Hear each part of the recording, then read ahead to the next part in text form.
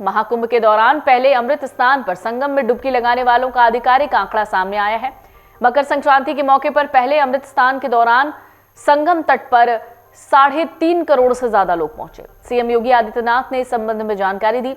CM योगी ने social media x पर किए गए पोस्ट में लिखा है, आस्था, समता और एकता के महासमागम महाकुंभ 2025 प्रयागराज में पावन मकर संक्रांति के मौके पर पवित्र संगम में आस्था की पवित्र डुबकी लगाने वाले सभी पूज्य संतगणों, कल्पवासियों और श्रद्धालुओं का हार्दिक अभिनंदन है।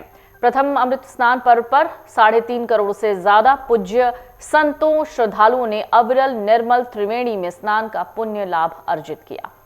यूपी सरकार के मंत्री सुरेश खन्ना ने कहा, Guinness book of world record में महाकुंभ स्नान दर्ज होगा। उन्होंने कहा कि दुनिया का सबसे बड़ा समागम महाकुंभ है। उन्होंने कहा, पहले दिन 1 करोड़ 65 लाख लोगों ने स्नान किया। सुरेश खन्ना ने कहा, यूनेस्को ने मानवता की अमृत सांस्कृतिक धरोहर बताया है। साथ ही उन्होंने प्रदेश और देशवासियों को मकर संक्रांति की बधाई दी है।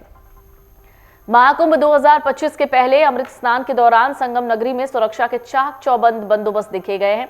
सुबह से शाम तक संगम तट पर भक्तों का रेला उमड़ता रहा। भीड़ को नियंत्रित करने के लिए घुड़सवार दस्तों को लगाया गया था। इसके अलावा कुंभ मेला क्षेत्र में एनएसजी कमांडो को भी तैनात किया गया।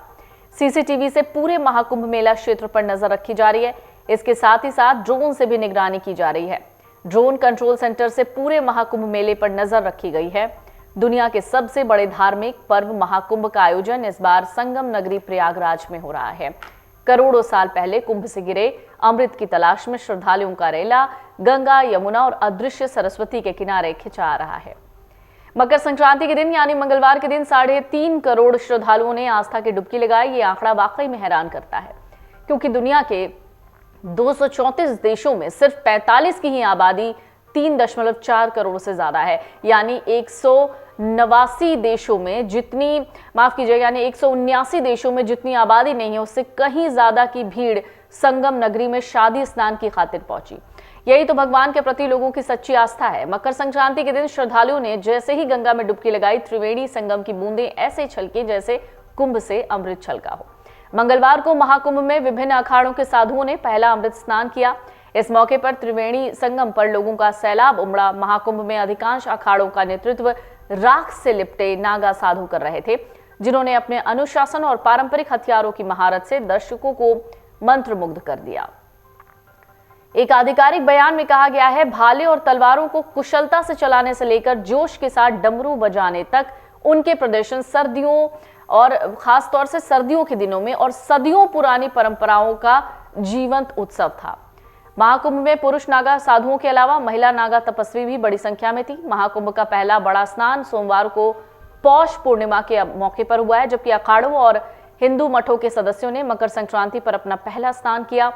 श्री पंचायती अखाड़ा महानिर्वाणी और श्री शंभू पंचायती अटल अखाड़ा ने सबसे पहले अमृत स्नान किया। महाकुंभ में 13 अखाड़े भाग ले रहे हैं। अमृत स्नान के दौरान श्रद्धालुओं पर हेलीकॉप्टर से गुलाब की पंखुड़ियां बरसाई गई। महानिर्वाणी अखाड़े के महामंडलेश्वर चेतन गिरी महाराज ने कहा कि प्रयागराज में हर साल 12 साल में दरअसल पूर्ण कुंभ का आयोजन होता है, लेकिन 12 पूर्ण कुंभ के बाद 144 साल में एक बार महाकुंभ होता है। इस पवित्र आयोजन में भाग लेना श्रद्धालुओं के लिए दुर्लभ आशीर्वाद है। महानिर्वाणी अखाड़े के 68 महामंडलेश्वर और हजारों साधुओं ने अमृत स्नान में भाग लिया। निरंजनी अखाड़े के 35 महामंडलेश्वर, हजारों नागा साधुओं ने अमृत स्नान में भाग लिया। इसके अलावा जूना अखाड़ा, आवाहन अखाड़ा और पंचाग्नि अखाड़े के हजारों संतों ने भी अमृत स्नान किया। किन्नर अखाड़े के सदस्यों ने भी जूना अखाड़े के साथ पवित्र डुबकी लगाई, जिसका नेतृत्व आचार्य महामंडलेश्वर स्वामी अवधेशानंद गिरी ने किया, जो एक भव्य रथ में घाट पर पहुंचे। उनके पीछे नागा साधुओं का समूह था। अमर उजाला जीवांजलि के सारथी की मदद लें और महाकुंभ में स्नान जरूर करें।